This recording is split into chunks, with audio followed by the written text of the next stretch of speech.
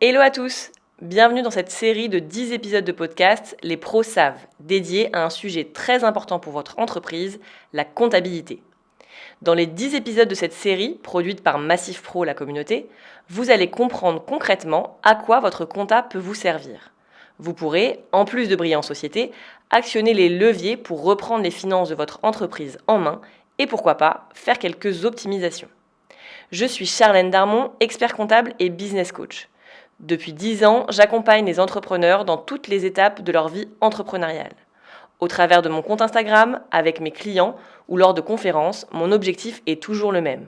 Vous faire aimer la compta. Tout un programme.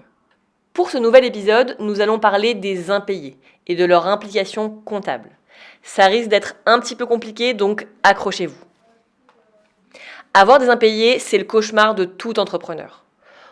On en a parlé dans un épisode précédent et je vous ai donné des conseils pour mieux encaisser. Pourtant, au-delà des problèmes de trésorerie, saviez-vous que les impayés ont aussi un impact comptable majeur sur votre résultat? Non? Alors installez-vous confortablement et on est parti. Les impayés, c'est la galère. Vous avez fait le travail, émis la facture et puis rien. Silence radio. Prenons le cas de Tom, dirigeant d'une agence de communication. Son plus gros client lui devait 30 000 € et a déposé le bilan. Il n'avait pas anticipé cet impayé dans sa comptabilité. Résultat, un bénéfice transformé en perte, des impôts payés sur un revenu jamais perçu et une trésorerie asséchée. Car il n'a rien recouvré, ne nous le cachons pas. Avant de rentrer dans le vif du sujet, petit rappel du schéma comptable et financier. Vous facturez du chiffre d'affaires. Vous avez des charges. Le chiffre d'affaires moins les charges donne un résultat. Que le chiffre d'affaires soit encaissé ou non, vous allez calculer et payer un impôt sur les sociétés sur ce résultat.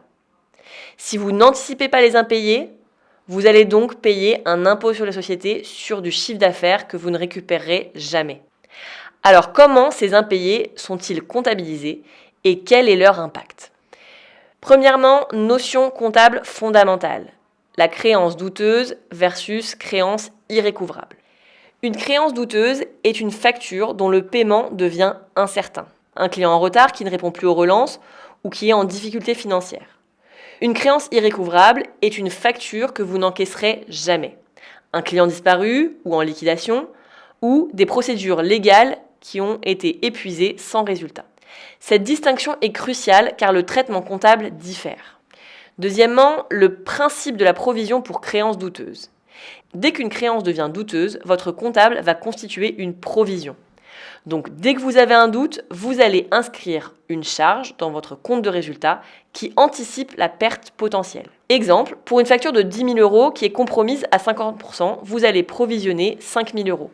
Cette provision va réduire votre résultat et votre impôt sur les sociétés.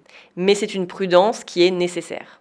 L'avantage, vous anticipez une baisse de résultat dès que le risque apparaît, sans attendre la perte définitive. Troisièmement, la perte sur créance irrécouvrable. Quand une créance devient irrécouvrable, vous allez comptablement annuler la créance et constater une perte. Si vous aviez déjà constaté que la créance était douteuse, vous annulerez la provision, ce qui augmentera votre résultat, mais constaterez simultanément la perte, ce qui diminuera votre résultat. L'impact sera donc neutralisé. Sans provision préalable, la perte impacte brutalement votre résultat, parfois dramatiquement. Quatrièmement, les justificatifs nécessaires. Vous ne pouvez pas décider arbitrairement qu'une créance est irrécouvrable. Le fisc va exiger des preuves, des lettres de relance, mise en demeure, jugement, procédure collective, etc. Sans ces preuves, l'administration pourrait rejeter la déduction puisqu'elle considérera la charge comme non déductible et recalculera votre résultat et l'impôt concerné. In fine, vous aurez payé des impôts sur des sommes jamais encaissées. Sur tout ce processus, en amont, je vous invite fortement à vous faire aider d'un avocat pour avoir un dossier complet en cas de contrôle fiscal. Mon conseil sur tout cela, mettez en place un suivi mensuel de vos créances avec des alertes 30, 60, 90 jours et des actions à chaque étape. Et provisionner par prudence, c'est toujours une bonne nouvelle quand une provision se révèle inutile.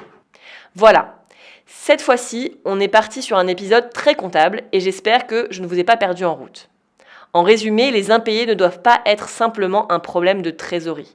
Ils impactent directement votre résultat comptable et votre impôt sur les sociétés, si vous le traduisez correctement et suivez un process de relance clean. Dans notre prochain épisode, nous parlerons de l'impôt sur les sociétés et comment il se calcule. Merci de m'avoir écouté, à très bientôt.